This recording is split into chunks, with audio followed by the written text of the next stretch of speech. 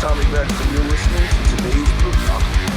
This is Mark Metcalf, and you are listening to today's Boondoggle with Bailey on Domain Cleveland Radio. You are listening to today's Boondoggle with Bailey on Domain Cleveland Radio. Yes, Kato Kalin listens to this all the time. Welcome to today's Boondoggle. Now, here's your host.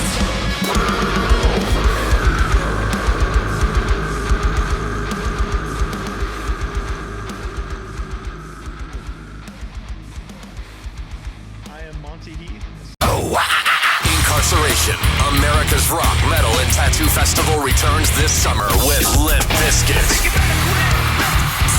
Disturbed, You Walk Out Like a Woman in Submarine, Bad Omens, plus Gojira, Papa Roach, A Day to Remember, Motionless in White, Ice Nine Kills, Cypress Hill, The Used, and so many more. Incarceration at the Ohio State Reformatory, July 17th to 19th. Passes on sale now at incarceration.com.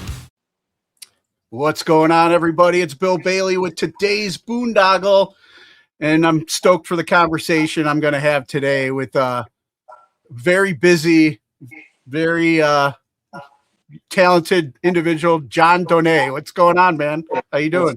I'm doing great. How about you? Good, man. Yeah, looking forward to chatting it up with you, man.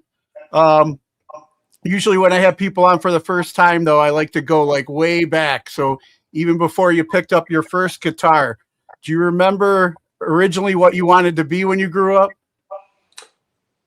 As far as I can remember, that's always what I wanted to do. My first tapes were in 1986. For Christmas, I got Bon Jovi, Slippery and Wet, and David Lee Roth, Even Smile, and I got my first boombox. And I was hooked. And that was when rock bands were all over MTV, and it was larger than life.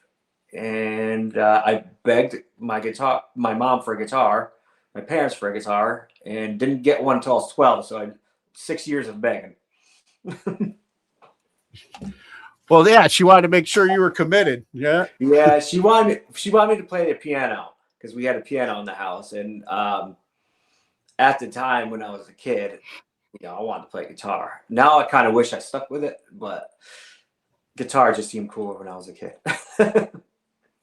Nice. And then who were some of your earliest influences that leaned you towards guitar?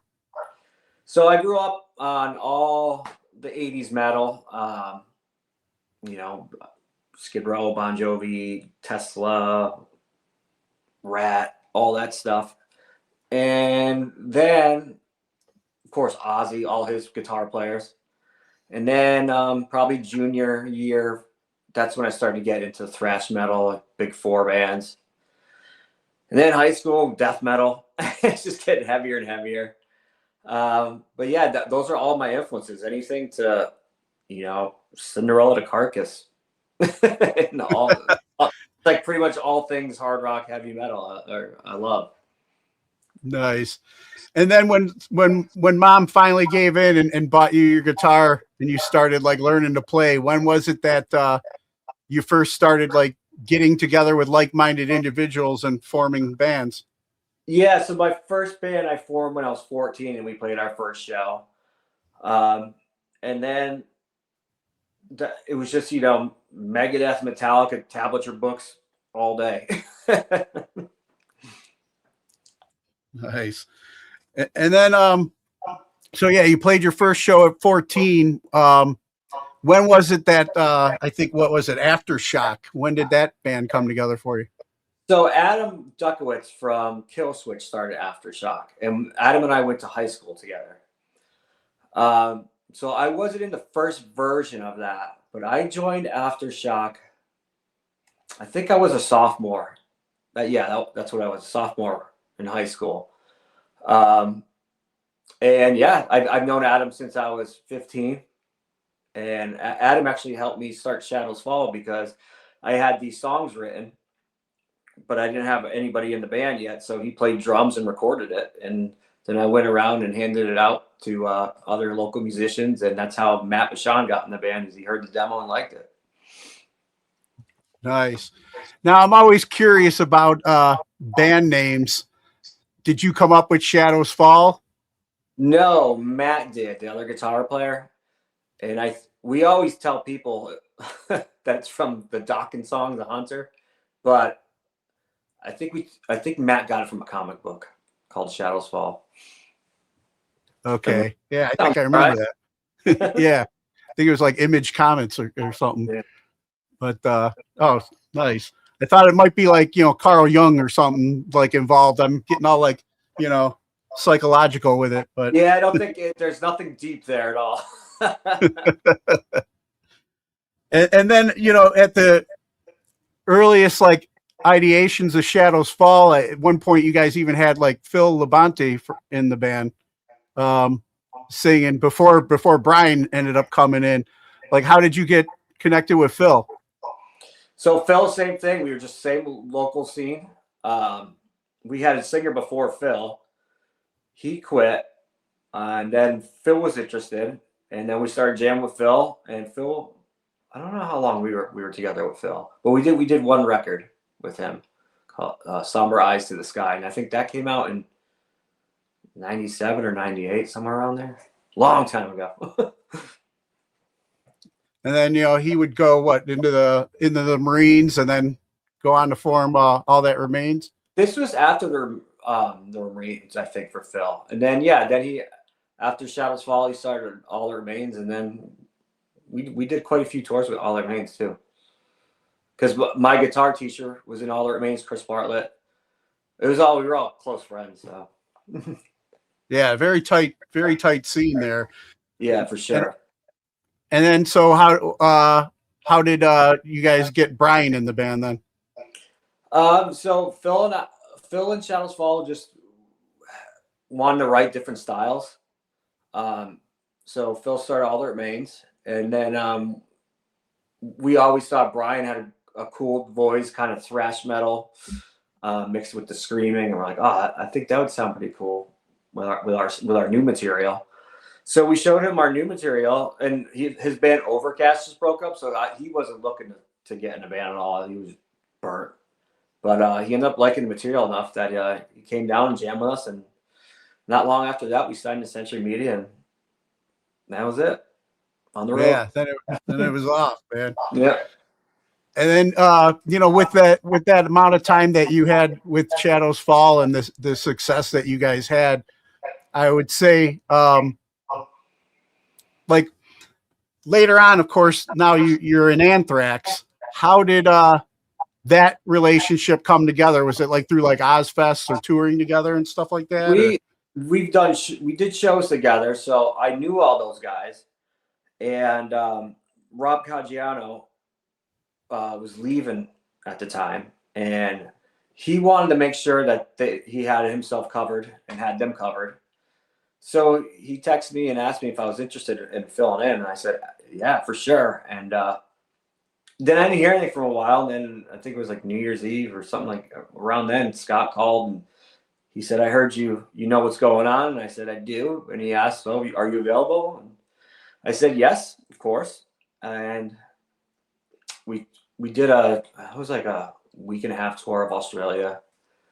And then tours just kept popping up, and I kept joining them. And then I did the record, and just, 13 years later, still going.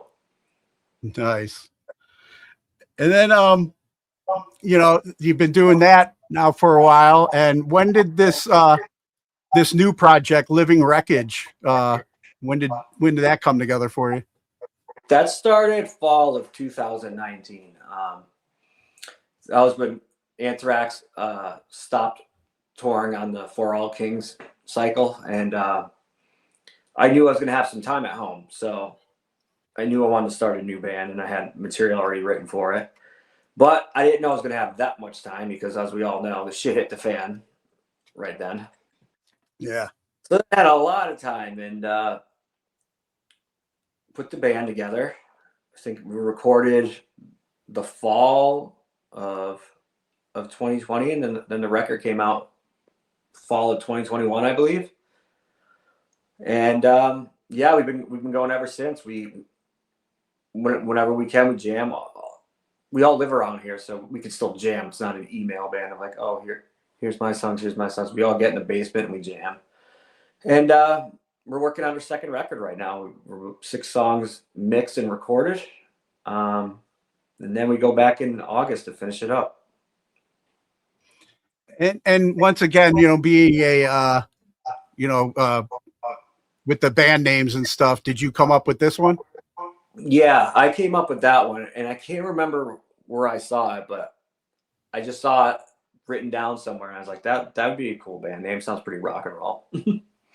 Yeah, and in today's day and age, it's great that nobody else had that taken too. That you're able to. I couldn't believe it because now you can Google everything. Every time you think of something, it's like, son of a bitch, it's taken. It's hard enough because coming up with a band name is so hard because everything just sounds ridiculous at first. You have to get used to so many. If you think about a lot of band names out there, if someone told you like I'm going to name my band like whatever, you're like I don't know about that, but you just get used to it. And now, since you've been putting in the work with this project and stuff, the latest, like, how did you get everybody together for this? So for Living Wreckage, I got together with our drummer, John Morency, first. And we started just jamming my song ideas. And then he recommended the other guitar player, Matt LeBreton, because he was in a band with him. So he came along. Matt and I from Shadows Fall, Bashan, knew we wanted to start something new. So he was involved from the beginning too. And then our first singer, Jeff Gard, he came about. Those guys knew him, John and Matt LeBreton. And he joined the band in February of 2020. But now we have a new singer, Sage King, that he joined us April of 23, I believe. Yeah, I was going to ask about Sage. So the first self-titled was the old lineup, and now you got Sage in for this new one. How did you end up hooking up with Sage? So with Sage, we had Jeff got sick one night, and we Sage filled in for us, and it was awesome. We could tell we had chemistry right away. So we had writing differences with Jeff. We were just going a different way. So we asked Sage if he wanted to come down and just try. We had some songs demo. We're like, why don't you try to put something to this and see what happens? And it sounded awesome. And that was that. And writing with Sage is awesome because he's a total pro. He's a great performer, great singer, and kid's got it all. And let's talk about the latest single then, Righteous Side of Sanity. I mean, I guess like the message behind it, would that be a Sage question? Yeah, Sage writes all lyrics. I can't write lyrics to save my life. I can just write riffs. What was your inspiration for the riffs on that one? So that music, I think I was listening to a lot of classic metal. So Maiden, Priest, Rat were the bands that I was getting influence on that one. Yeah, you can hear that for sure.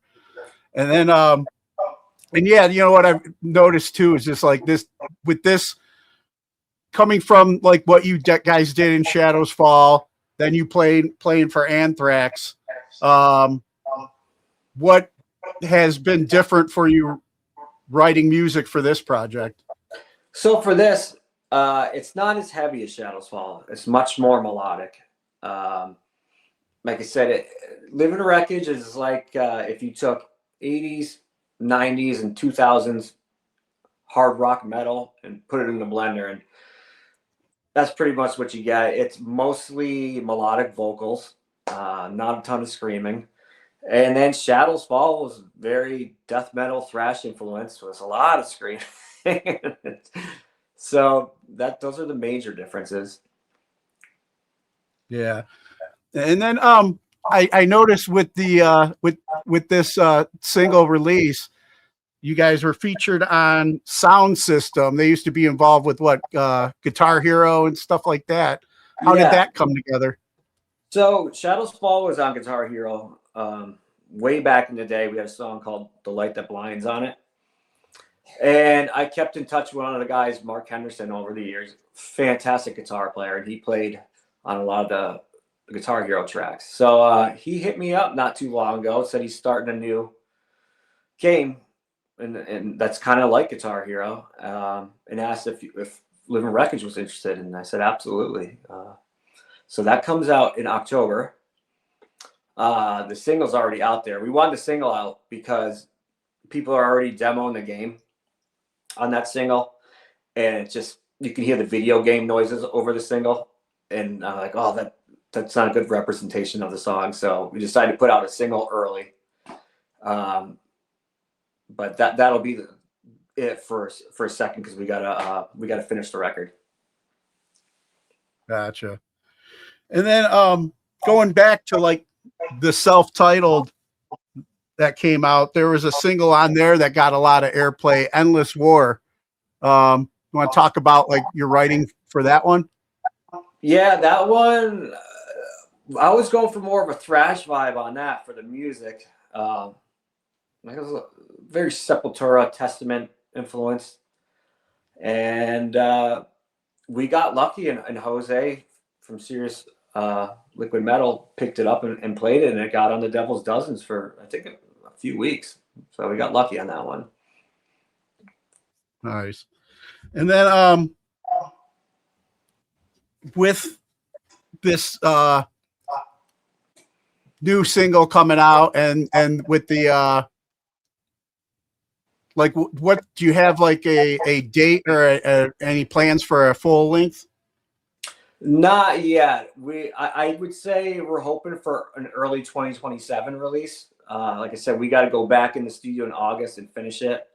So hopefully it'll be mixed and mastered, later on in the year. And then hopefully it'll drop early 2027, and we'll be able to get on the road and do some shows for it. Nice. Now you guys are going to be are you going to be dropping another single? Right now, we're going to hold off on the singles until we're done recording all of it. And we want to try to find a label home for it, too. So, because we released a single that's self-released, but it was a standalone single. But we're hoping that we can partner with somebody on the label side of things and release it. And I saw you guys for this latest single, you guys were working with Zeus. Is that going to continue for the rest of the album as well? Yeah, absolutely. I've been working with Zeus since I was a teenager, and I love working with him. It's comfortable. He lives near all of us, so we can go in there, record, then take our time, live with it, then go back. We don't have to go out of town for a month and try to rush anything. So that's been one of the perks of having Zeus do it. And yeah, he's a total pro, and he's audio and engineer wise, he's up there with anybody. Yeah, it's amazing all the projects he's worked on and how far he's come along in the industry. I mean, I hear his name now mentioned quite a bit. Pretty much, yeah, because Shadows Fall and him started together, and like his first release was ours too. So we just it's cool that we're all still going and doing this. We were just laughing about that. Like, can you believe we're still doing this shit like 30 something years later? Now, you mentioned going to school with Adam from Killswitch. Was Zeus somebody you grew up with as well? I didn't go to high school with him, but he was somebody I knew from the scene. We all played in the same local scene, so that's how I got to know Zeus.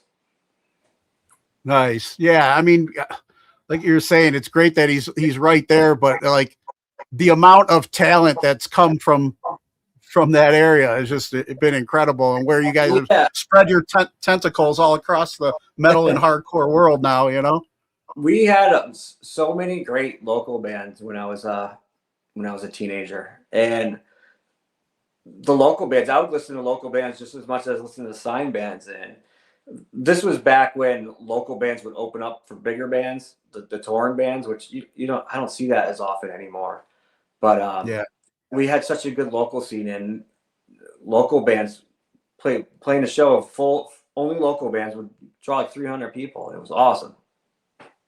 Now you're lucky if anybody shows up for local shows. It's not like that anymore, at least around here. No, it's the same thing here in Cleveland, man. It's just like, I remember how big the scene was back in the day, and everybody be supporting each other, and Great scene too. Yeah. But what was that? What would you say that experience was like, coming out of high school and then being a part of that scene where so many talented bands ended up coming out? You were originally unsigned local bands. Was it like competitive, or was it more of like everybody's helped each other?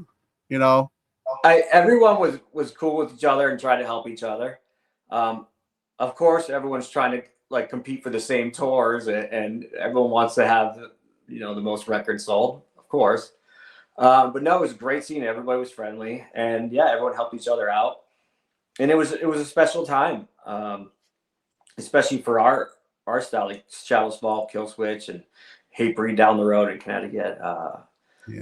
It's we were coming up at a time when new metal was everywhere, and it was kind of hard to get attention. And then all of a sudden, this style of music, people started turning their heads, and you're like, "Oh, what's that?"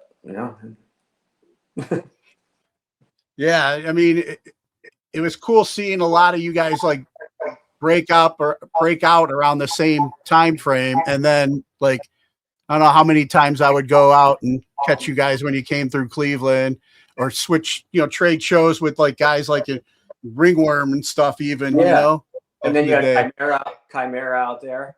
Yeah. Jimmy's my barber. So, yes. We were good with those guys too. We loved coming around. We always had a good time with those guys. Yeah. And then, I think you guys did a tour of Mushroom Head back in the day too. Yeah, right? That's another one. Yep. Yeah. And then yeah. Our tour manager, Trent Weller. Do you know him at all? Yeah. I was just talking to Trent yesterday. He's in town this weekend, so we're supposed to connect. He tour managed Shadows Fall for a little bit. Okay. Yeah, I just had him on the podcast recently. I mean, he's had an extensive career, but yeah, I go way back with Trent, and it's funny, like he just landed in town. He's here in town for the weekend or whatever, so we're supposed to get together. But I'll make sure I let him know I talked to you.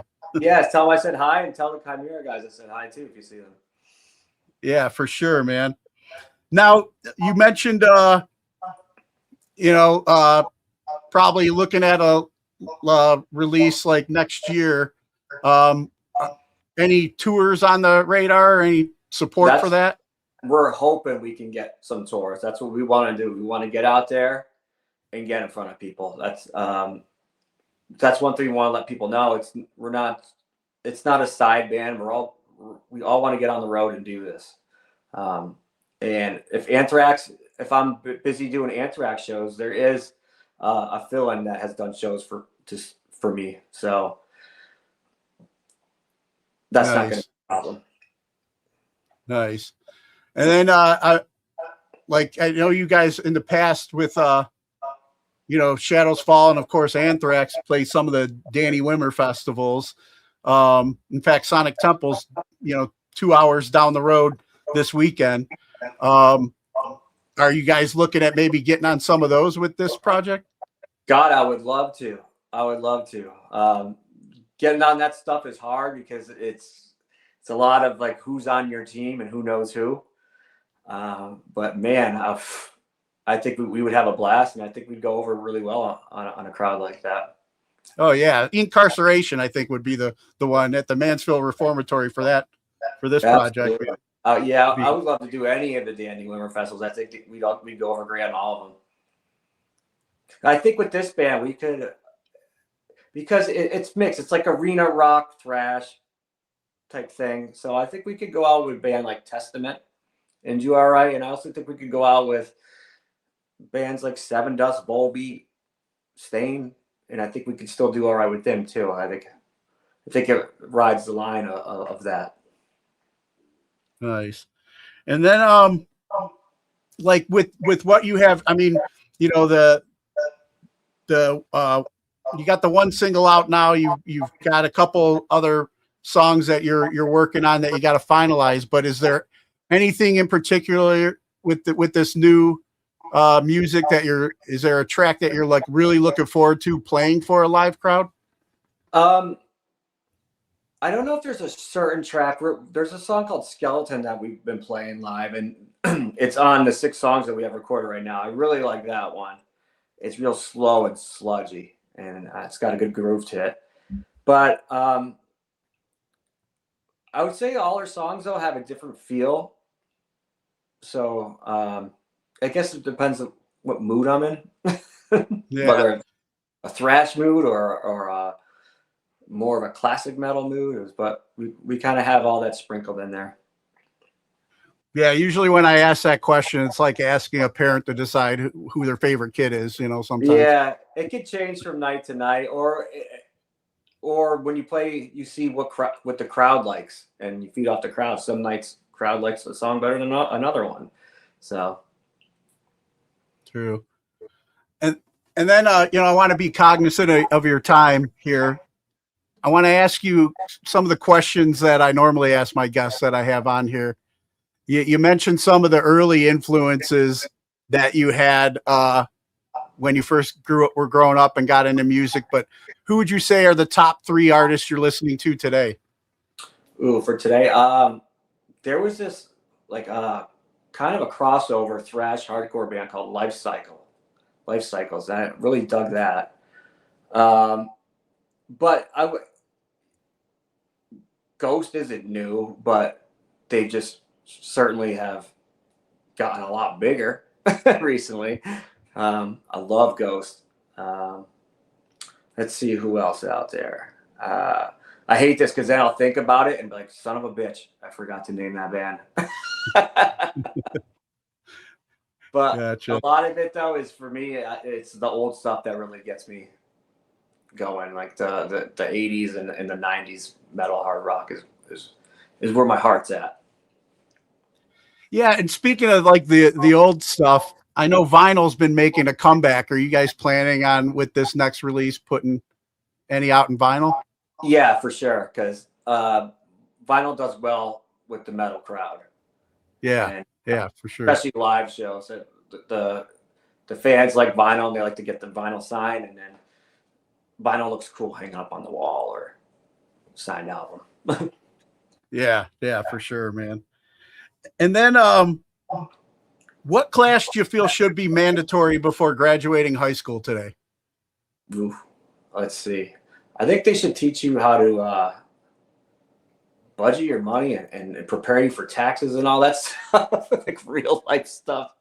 Dude, that's the number one answer I get all the time is taxes and finances. Yeah.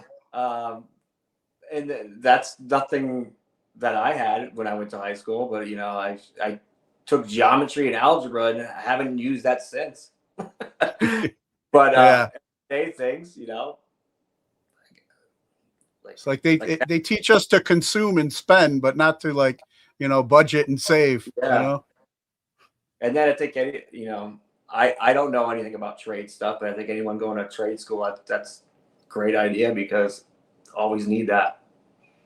Always need trade. Oh yeah, for sure. And then I think too for musicians, it'd be great too because you have a side hustle to do. You know. Yeah, for sure. And then who are 3 people who've inspired you and you can credit for making you the person you are today? So obviously, are we talking musicians or? No, just people in general in your life that have affected you. Yeah, definitely my parents. I got raised by great parents. And then great family too. Then guys like Dimebag, because his guitar playing and everything about him was like, oh, this guy is the real deal. Everything about him. He's my favorite, I think, because he checks all the boxes. He's great rhythm player, great lead player, great songwriter, and great stage presence. He was a rock star. He was a personality. He had it all. And then I don't know. It's same. Then my grandparents too. Like on top of my parents, they were great and had a lot of influence on me and how I do things. Nice. And then going back to childhood one more time, you recall before you got the guitar, what was your favorite toy as a child? Probably my wrestling figures. Nice. Like nice. my wrestler figures, which I have a few still in my office. Like I still have these two guys. But Rowdy and Nice. Demolition, Piper, Roddy Piper. Yeah. But most of them, my Cocker Spaniel as a kid ate most of them and messed them up pretty bad. So I only have a few standing. I had the WWF, awesome. The whole thing. Nice. Nintendo. Nintendo was like, that was it. And last Christmas, my wife got me an original Nintendo for Christmas. Love it. Oh, nice. Now, I haven't got to ask this question in a while, and you just mentioned the wrestling figures, but who would you say was your all-time favorite wrestler? So one of them has to be Hot Rod, because the mouth on that guy was awesome. Hot Rod, Macho Man, Jake the Snake. Of course, everyone who grew up in the 80s, Hulk Hogan was God. Yeah. But yeah, and then Demolition, man, like they had to have the coolest entrance song, right? Oh yeah, for sure. And that had to be inspired. I think Rick Hunter did that. I can't remember, but it was metal. Yeah, it was totally. Yeah, they're coming out with the studded outfits and everything too. You know. Yeah, badass, man. Yeah. I still like to go on YouTube and watch the old stuff. It's still great. Oh yeah, for sure. Like especially a lot of the old Piper promos and stuff. Yeah, like they have all that stuff now on. It's called the WWE Vault on YouTube. Yeah, a bunch of classic '80s stuff on there. I love it. Still love it. But it's great now when you hear the behind the scenes stories now. Because when I was a kid, I was like, this. My dad's like, it's not real. I'm like, yes, it is.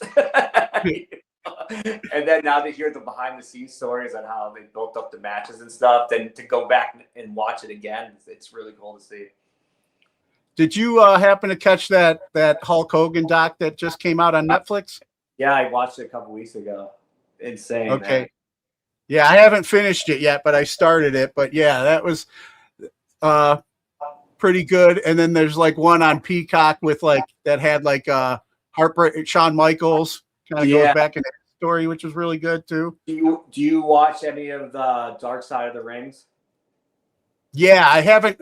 I'm a couple seasons behind, but like I watched the first 2 seasons. Yeah. So yeah, once I start, it's like can't stop. I love that stuff. Yeah, exactly. Yeah, I've been a big fan since like WrestleMania 2 started for me, and then I don't watch it as like I used to, but it's like sometimes that's the mindless entertainment I need to just unplug from the world, Well, that's it. My wife falls asleep before me, and it takes me a little while, but I'll put on like old 80s wrestling stuff when it was WWF and just go down that rabbit hole. And it's easier than watching something that you're so dialed in. You're like, I gotta know what's gonna happen next, and then I can just fall asleep watching stuff like that. Yeah, for sure. Awesome, man. And then any message you have for our military members currently serving overseas? Yeah, man, thank you so much for all those brave men and women. Thank you so much. Awesome. Jonathan, man, I really appreciate the time, man. Now, for any fans out there that may be new hearing about Living Wreckage and want to check it out and support you guys, where would you send them? I would say any of your streaming platforms, check out our new single, Righteous Side of Sanity. And we have a lyric video on YouTube that you can check out. And you can follow us on Instagram, Facebook, and TikTok. And we're always posting stuff, guitar playthroughs and stuff. And then you can keep in touch with us. Yeah, it's funny, man. I was just talking, I forget who I was talking to the other day, but a lot of the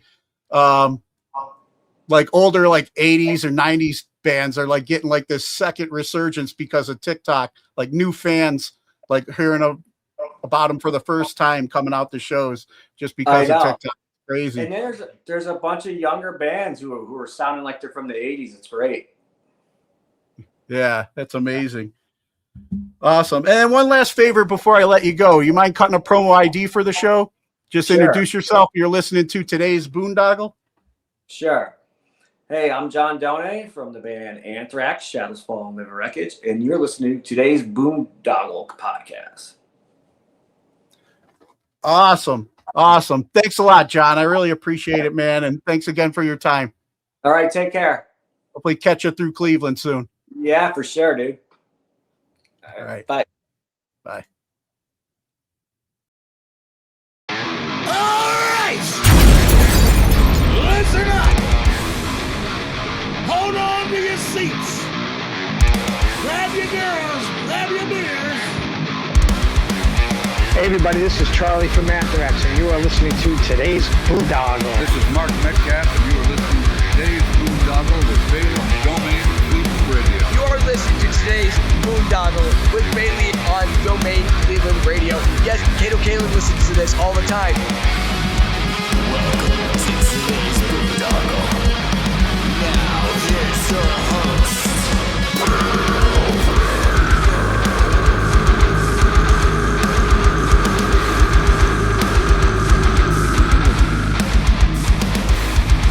I am Monty Heath, so one Heath, and you are listening to today's Boondoggle. Hey, what's up? It's John from Skillet, and you are listening to today's Boondoggle on Domain Cleveland Radio.